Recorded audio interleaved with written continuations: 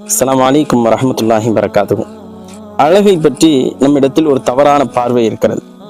கருப்பாக இருந்தால் அழகு குறைவு என்று நாம் நினைக்கின்றோம். நம்முடைய முகத்தில் ஏதாவது மாற்றம் இருந்தால் அழகு குறைவு என்று நினைக்கிறோம். அல்லது ஏதாவது நாம் பாதிக்கப்பட்டால் முகத்தில் அது அழகு குறைவு என்று நினைக்கிறோம். ஆனால் உண்மை அதுவல்ல. மனிதன் அத்துணை பேருமே அழகாக படைக்கப்பட்டிருக்கின்றான் என்று அல்லாஹ் அல் குர்ஆனில் கூறுகின்றான்.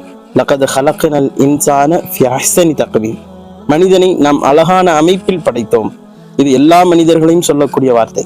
அதே போன்று நபி அவர்கள் சொல்லும் பொழுது அல்லாஹும்ம அஹ்ஸன்த ஹல்கி ஃபஅஹ்ஸின் குலுகி. எப்பொழுதெல்லாம் நீங்கள் கண்ணாடியை பார்க்கின்றீர்களோ அப்பொழுதெல்லாம் இந்த பிரார்த்தனையை செய்ய வேண்டும். இறைவா, நீ என் உருவத்தை அழகாகி வைத்ததைப் போல என் குணத்தையும் அழகாக்கி வைப்பாயாக. இது ஒரு சிலருக்கு அல்லது அழகானவர்களுக்கு மட்டுமுள்ள பிரார்த்தனை அல்ல, இது எல்லா மனிதர்களுக்குமான பிரார்த்தனை. நம் கண் யாரையெல்லாம் அழகு குறைவு என்று பார்க்கிறதோ அவர்களுக்கும் சேர்த்துதான் இந்த பிரார்த்தனை. ஆக அழகு என்பது இறைவன் படைத்த அத்துணை மனிதர்களுமே அழகானவர்கள் தான். அந்த பார்வையை நாம் மாற்றி அமைக்க வேண்டும். கருப்பிலோ சிகப்பிலோ முகத்தில் ஏற்பட்டு இருக்கக்கூடிய குறையிலோ அழகு என்பது ஒருபோதும் குறையாது. அது இறைவனுடைய படைப்பு.